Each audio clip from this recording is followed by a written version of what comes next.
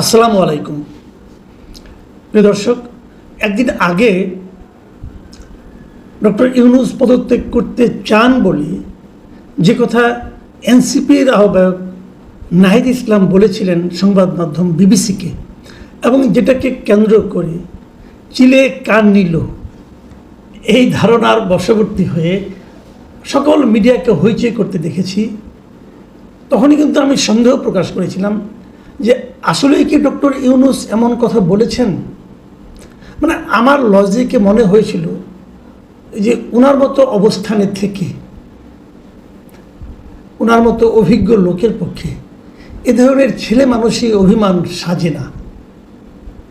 উনি এ ধরনের কথা বলতে পারেন, এটা আমার বুদ্ধিতেই কোলায় না, আমি হিসাবে মিলাতে পারি না।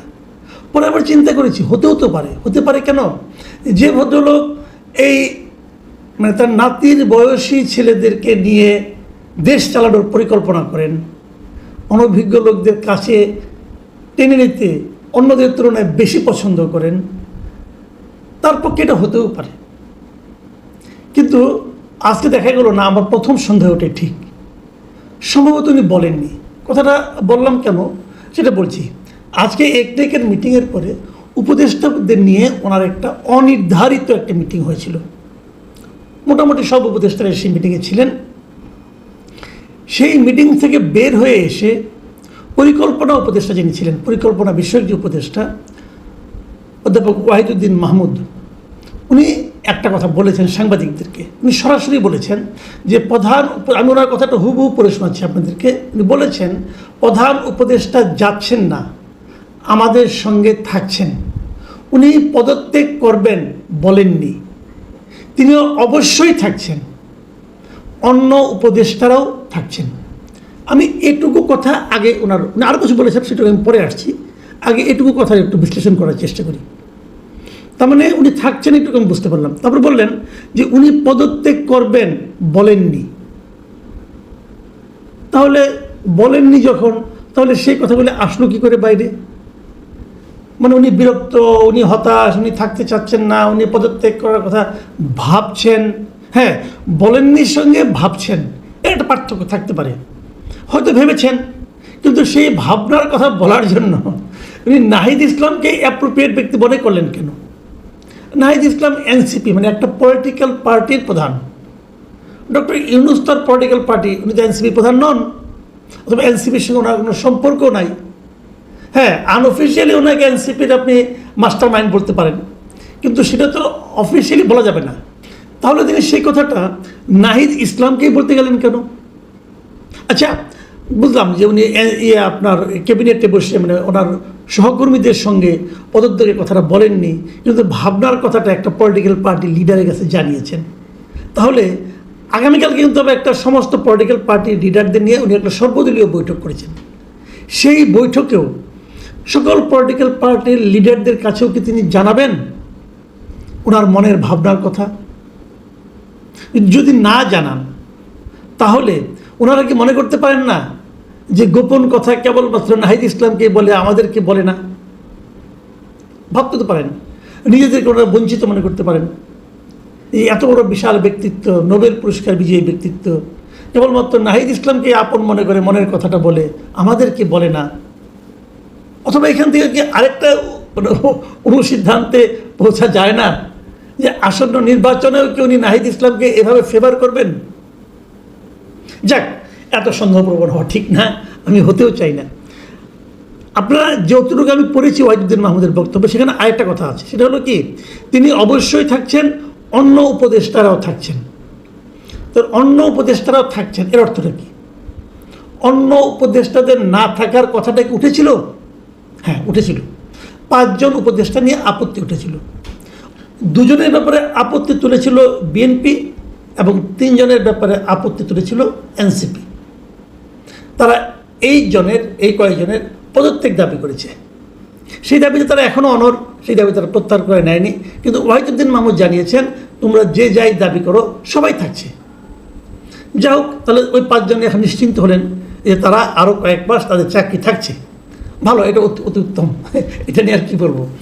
এখন ওয়াহিদুদ্দিন মাহমুদের যে কথাটা বলেছেন সেটা হলো আমাদের অর্পিত দায়িত্ব বড় দায়িত্ব, সেই দায়িত্ব আমরা পালন করতে এসেছি, এই দায়িত্ব ছেড়ে আমরা যেতে পারবো না।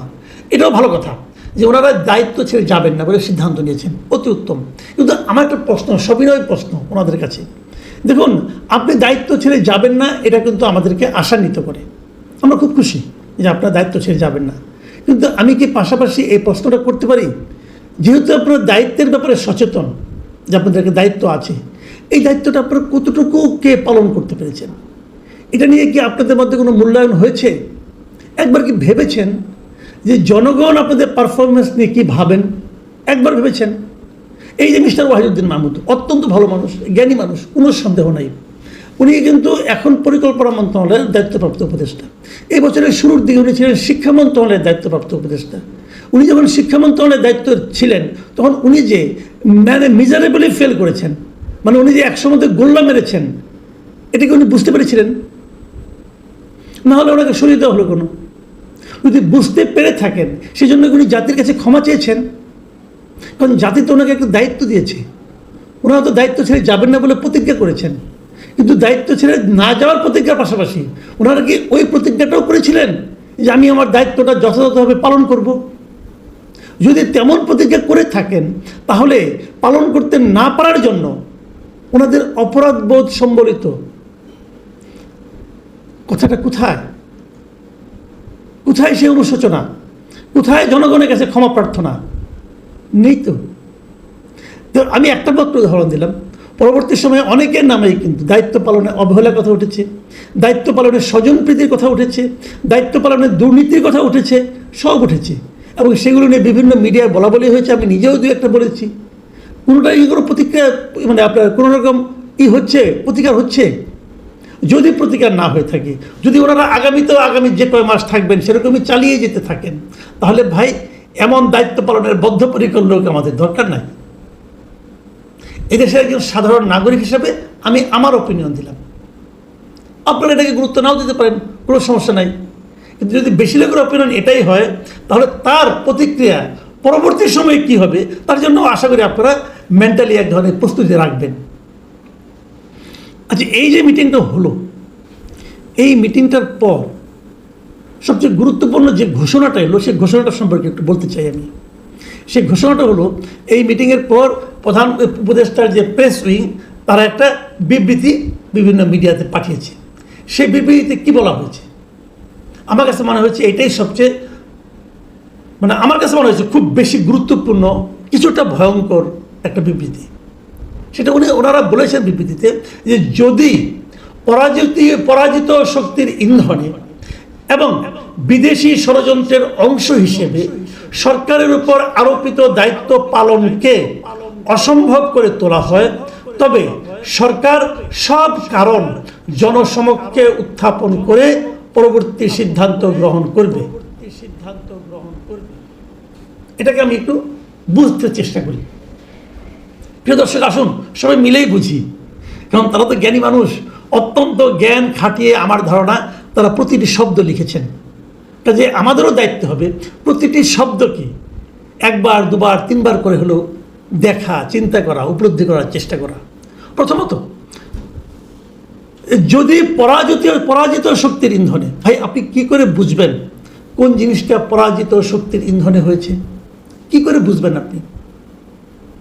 তার মানে যে জিনিসটা আপনার পছন্দ না হবে সেটাকে আপনি পরাজিত শক্তির ইন্ধন বলে অভিহিত করবেন। খুবই সরলীকৃত একটা পদ্ধতি এদেশে বহুদিন ধরে চলে আসছে। আমরা আওয়ামী লীগ আমলে দেখেছি, কোনো কিছু পছন্দ না হলেই তারা বলতো যে স্বাধীনতা বিরোধী চক্রের ইন্ধনে। খুব সিম্পল, কিন্তু খুব সহজ। একজনকে ট্যাগ লাগিয়ে দেওয়া, এতে সহজ আর বুদ্ধি নাই। পছন্দ না হলে হলো, আমার কোনো কাজের কেউ প্রতিবাদ করেছে, ওকে তুমি তাহলে স্বাধীনতা বিরোধী চেতনার বিরোধী শক্তির একজন প্রতিনিধি, তাদের ইন্ধনে তুমি আমাদেরকে ডিস্টার্ব করছো। কি সুন্দর ট্যাগিং! এখনও ওনারা একটা ট্যাগিং খুঁজে বের করছে, সেটা হলো পরাজিত শক্তির ইন্ধনে। ভাই কি করে বুঝবেন যে পরাজিত শক্তির ইন্ধনে উনি কাজটা করে? উনি তো নিজের বিবেকের থেকেও প্রশ্ন করতে পারেন। আপনাদের কোনো কর্মকাণ্ডের সমালোচনা কেউ একজন করলো, ধরো তাকে আমিই করলাম, অন্য লোকে বলি পাঠা বানিয়ে লাভ নাই, ধরেন আমিই করলাম, এখন আমি সমালোচনা করলাম, অতএব আপনি বলে ফেললেন যে পরাজিত শক্তির ইন্ধনে মাসুদ কামাল এই কথাটা বলেছে। এত সহজ করে ট্যাগ দিয়ে দেবেন আমাকে? আপনি কিভাবে প্রমাণ করবেন তাদের ইন্ধনে আমি করেছি, নাকি আমি আমার নিজ দায়িত্বেই করেছি, নাকি আমি আপনাদেরকে ভালোবেসে করেছি, আপনাদেরকে সতর্ক করে দেওয়ার জন্য করেছি? কি করে বুঝবেন ভাই?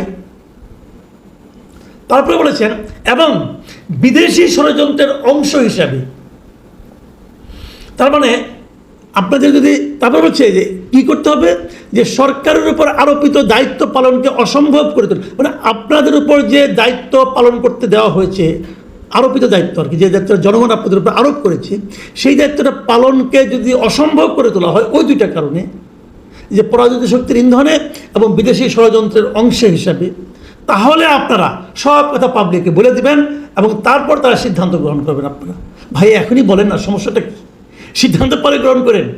আপনি যদি টের পান যে কোনো একটা গোষ্ঠী, কোনো একটা ব্যক্তি, কেউ কেউ পরাজিত শক্তির ইন্ধনে অথবা বিদেশি ষড়যন্ত্রের অংশ হিসাবে আপনাদের দায়িত্ব পালনে বাধা দিচ্ছে, তো এখনই বলে দিতে সমস্যা কি? বলে দেন, জনগণ আপনাদের সঙ্গে থাকবে যদি গ্রহণযোগ্য হয়, আপনাদের তাদের সঙ্গে থেকে সবাই মিলে সেই শক্তিকে আপনি প্রতিহত করবেন, কোনো সমস্যা তো নাই। হুমকি দিচ্ছেন কেন? হুমকি দিচ্ছে, আপনি বলছেন পালনকে অসম্ভব করে তোলা, অসম্ভব পর্যন্ত যাচ্ছেন কেন? বরঞ্চ যদি বলেন যে আপনাদের দায়িত্ব পালনে বাধাগ্রস্ত হচ্ছেন আপনি এই কারণে, সেটাই বলে দেন না কেন? আজকে বলে দেন যে অমুক অমুক তো আমাদের কাছে বাধা দিচ্ছে, আসলে সবাই মিলে তাকে প্রতিহত করি। যদি আপনাদের বক্তব্য জনগণের পছন্দ হয়, অবশ্যই জনগণ আপনাদেরকে হেল্প করবে। আর যদি বিগত সরকারের মতো হয়, যে জিনিসটা আওয়ামী লীগ সরকার চট করেই বলতো যে অমুকে স্বাধীনতা বিরোধী চেতনার বিরোধিতা করে চেতনা দ্বারা উজ্জীবিত হয়ে এই কাজটা করছে, তাহলে তাদের সঙ্গে জনগণ যতটুকু ছিল আপনাদের সঙ্গে ততটুকুই থাকবে। হিসাব তো বেশ সহজ। যাও, আমি আরও ডিটেলে যাচ্ছি না, কারণ আরও অনেক বক্তব্য ওনারা দিয়েছেন, আমি অত ডিটেল আলোচনা করতে চাই না। তাহলে আমি এটুকু বলতে চাই যে আগামীকাল রবিবার এটা নিয়ে আলোচনায় বসবে তারা সকল রাজনৈতিক দলের সঙ্গে। আমি আশা করব এই সবাই মিলে একটা আপনারা ভালো পথ খুঁজে বের করতে পারবেন। এই জাতি আর অনিশ্চয়তা দেখতে চায় না, এই জাতি আর মান অভিমান দেখতে চায় না। মান অভিমানের বয়সও শেষ হয়ে গিয়েছে, আপনাদেরও শেষ হয়ে গিয়েছে, জাতিরও মান অভিমান শোনার মতো ধৈর্য আর নাই। প্রিয় দর্শক, এখন এই পর্যন্তই। আল্লাহ হাফেজ।